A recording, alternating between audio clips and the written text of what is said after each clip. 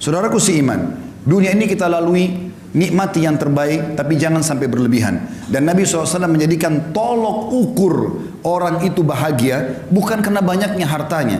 Tapi perhatikan kata Nabi SAW apa? Di dalam hadis yang sahih, diriwayatkan Imam Bukhari dalam kitab Adabul Mufrad, Man asbaha minkum aminan fi sirbi. Siapa yang tiba pagi hari dalam kondisi jiwanya tenang, mu'afan fi jasadi, jasadnya sehat, indahu qutu yaumi, dia punya makanan yang dia bisa makan untuk hari itu, faka'annama hizat lahud dunya, ketahuilah dunia telah dia kuasai.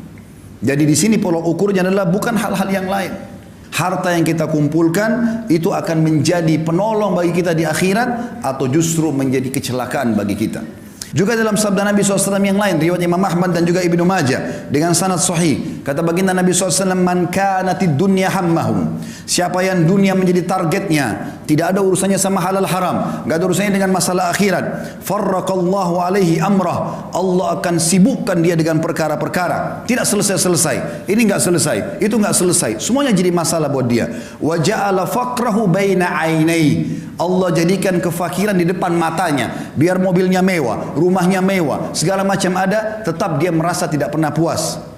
Walam ya'tihi minad dunya illa ma kutibalah, dan tidak akan sampai kepadanya urusan dunia ini kecuali yang sudah dicatatkan baginya. Wa man kanatil akhirah niyatuhu, siapa yang akhirat menjadi niatnya, targetnya, dunia dia tunggangi untuk ke sana, setiap kali dia membantu orang targetnya untuk akhirat, dia melakukan ketaatan apa saja semuanya untuk akhirat, jama'allahu amrah, Allah akan selesaikan urusan-urusannya. Wa ja'ala ginahu fi qalbihi, dan Allah jadikan kaya di dalam hatinya sehingga selalu dia merasa puas. Wa atathu dunya wa hiya ragima, dan orang seperti ini dunia akan datang mengejarnya dalam kondisi terhina. Dalam pepatah dikatakan, siapa yang kejar akhirat, dunianya akan ikut, dan siapa yang mengejar dunia, akhiratnya akan luput. Saudaraku seiman, Nabi SAW juga mengingatkan kepada kita, yaqulu ibn Adam, dalam hadis sahih riwayat Imam Muslim, anak Adam banyak berkata, mali, mali, hartaku, hartaku, kapan proyekku bisa tembus, kapan aku begini, dari proyek ini ke proyek itu, tanpa memikirkan mana halal haramnya. Wa hallaka ya ibn Adam min malik, apakah kau sadar hai anak Adam, kata Nabi SAW, sesungguhnya hartamu illa ma akalta fa'afnait, sesungguhnya hanya dalam bentuk makanan lalu akan habis. Au labista fa'ablait, atau kau beli pakaian lalu kemudian punah juga. Au tasaddaqta fa'amdait, atau kalau kau cerdas kau akan sedekahkan maka beruntunglah kamu. Ali bin Abi Thalib mengingatkan kepada kita dalam riwayat Bukhari, beliau mengatakan irtahalatid dunya mudbirah, ketahuilah dunia sudah meninggalkan kita, umurnya dunia makin sedikit. Sudah banyak orang sebelum kita meninggal dunia yang jauh lebih hebat daripada kita, lebih banyak idenya, lebih banyak keturunannya, sebagaimana saya katakan tadi. Wartahalatil akhirah muqbilah, dan akhirat sedang menuju kepada kita. Walikulli wahidin minhuma banun, kedua wilayah ini punya anak-anak. Fakunu min abnail akhirah, jadikan diri kalian anak-anak akhirat. Wala takunu min abnaid dunya, dan jangan kalian tinggal menjadi anak-anak dunia.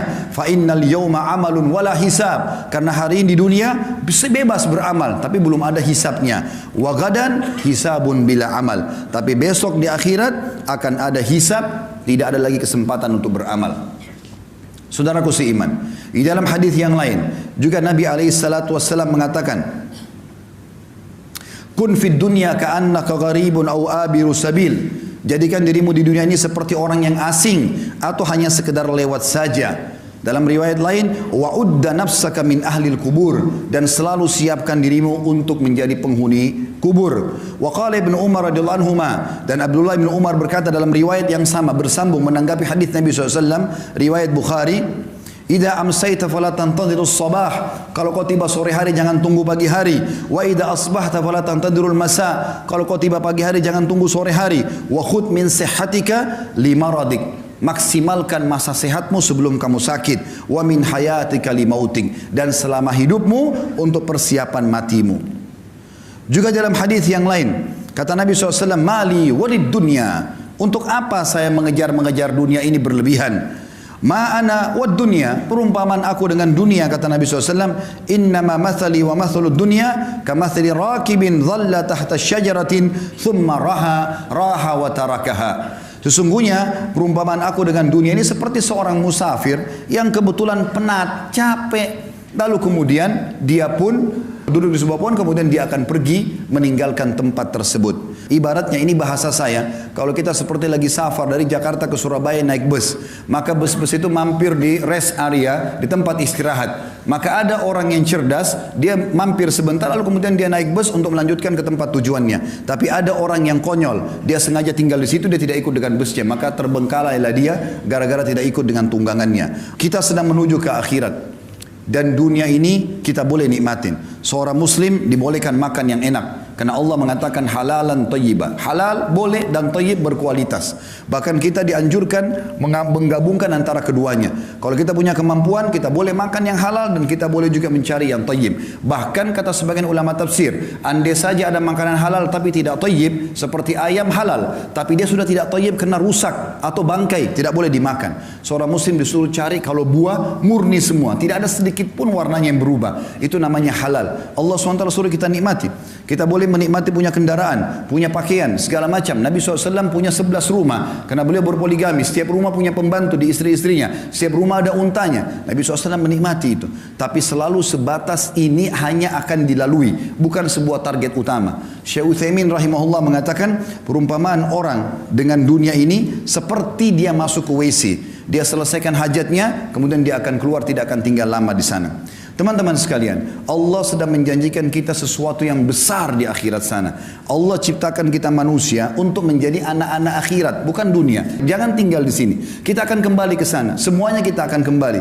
Kalau di dunia ini Anda pernah makan makanan enak, minum yang enak, pakai pakaian yang bagus, lalu mungkin Anda pernah melihat pemandangan yang indah, badan atau fisik yang sempurna, paras wajah yang tampan, apa saja kira-kira yang kira-kira membuat orang kagum di dunia, maka perhatikan apa kata Nabi SAW. Perhatikan semua itu teman-teman. Bayangkan sesuatu yang paling besar yang pernah Anda lihat. Orang yang sangat tampan, orang yang sangat cantik, orang yang sangat sempurna secara fisik, kaya raya, punya mobil mewah, rumahnya mewah, segala macam. Bayangkan itu dengan pertemukan dengan sabda Nabi SAW. Beliau mengatakan apa? Tentang target kita di sana, akhirat. Wallahi, kata Nabi dalam hadis riwayat Muslim, demi Allah, Nabi enggak pernah sumpah kecuali penting sekali. Beliau mengatakan, wallahi, mad dunya fil akhirah illa mathalu ma yaj'al ahadukum isba'u hadhihi fil yammi falyandur bima yarja. Demi Allah, perumpamaan dunia dibandingkan akhirat hanya seperti seseorang di antara kalian meletakkan jari telunjuknya ke lautan, kemudian diangkat sama dia. Maka lihat apa yang ikut dengan tangannya. Di dalam hadis yang lain, kata Nabi SAW pernah melewati pasar, lalu ada bangkai kambing. Kebetulan kambing ini bangkainya kecil, kambingnya kecil dan jadi bangkai, kemudian kupingnya kecil juga dan agak sobek. Jadi sudah bau, kecil, badannya kurus, telinganya juga sobek. Lalu Nabi SAW pegang kuping kambing itu, bangkai lalu diangkat. Kata Nabi SAW kepada para sahabat, siapa yang mau beli ini? Kata para sahabat, ya Rasulullah, jangankan dia sudah jadi bangkai, hidup saja tidak ada yang mau. Sempat dalam riwayat kata Nabi SAW, siapa yang mau beli ini dengan sedirham? Biaya yang sangat kecil. Kata para sahabat, ya Rasulullah, tidak ada yang mau. Artinya jangankan dia jadi bangkai, hidup pun kalau kecil, kurus, kupingnya robek, nggak ada yang mau. Kata Nabi SAW, siapa yang mau saya kasih gratis? Kata para sahabat, sama ya Rasulullah, tidak ada yang mau. Kata Nabi SAW, perhatikan wasiat beliau ingin sampaikan kepada kita pesan ini. Fawallahi, beliau bersumpah lagi atas nama Allah, lad dunya ahwanu alallahi min hadza alaikum. Hadis sahih riwayat Tirmidzi. Ketahuilah dunia ini di sisi Allah, atau apa yang Allah janjikan buat kalian di akhirat nanti, ya, lebih hina daripada bangkai ini. Di dalam hadis yang lain yang mulia juga, kata Nabi SAW kepada seorang sahabat bernama Dahhak ibn Sufyan radhiyallahu anhu. Beliau mengatakan Rasulullah SAW pernah berkata kepadaku, ya Dahhak, wahai Dahhak, ma ta'amuk, apa makananmu? Faqala ya Rasulullah, al-laham wal laban. Aku selalu makan daging dan minum susu ya Rasulullah. Lalu kata Nabi SAW bertanya lagi, qala thumma yasiru ila madha. Kemudian jadi apa itu makanan daging dan susumu? Qala ila ma qad alimta.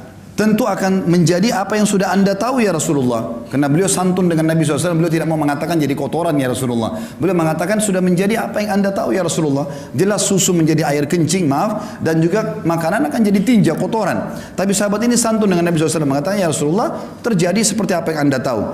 Maka qala, beliau pun bersabda SAW, hadis ini sahih riwayat Imam Ahmad, ketahuilah bahwasanya Allah Subhanahu wa taala menjadikan perumpamaan dunia ini bagi anak Adam seperti kotoran yang keluar dari tubuhnya dari makanan tersebut. Oleh karena itu teman-teman sekalian, bertaubatlah bagi orang yang berbuat dosa. Umur kita terbatas, jangan sia-siakan. Cukup yang lalu-lalu. Berapa kali anda dengarkan khutbah Jumat, ceramah, jangan, tidak boleh, haram, kerjakan ini, tapi masuk telinga kanan, keluar telinga kiri. Sampai kapan? Apakah anda tunggu malaikat maut mencabut ruh anda baru anda mau sadar? Apakah nanti pada saat sudah masuk kuburan digiring baru kemudian kita taubat? Ini keliru semuanya. Peringatan yang datang, orang yang cerdas begitu sampai ke kupingnya, sampai ke hatinya, lalu dia bertaubat kembali kepada Allah Subhanahu wa taala.